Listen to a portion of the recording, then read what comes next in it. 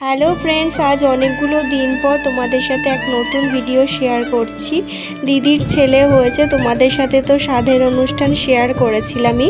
তো দিদির ছেলে হয়েছে বলে আমরা সবাই মিলে হসপিটালে দিদিকে আনতে যাচ্ছি, দিদির ছেলেকে আর দিদিকে।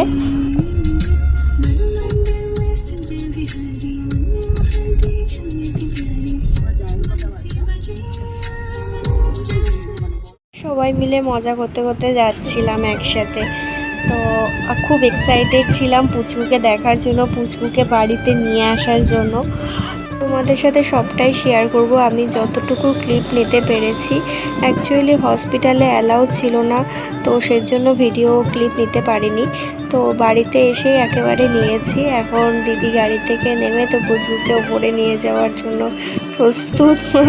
মানে ওই আর কি, মানে আমরা তো খুবই এক্সাইটেড ছিলাম।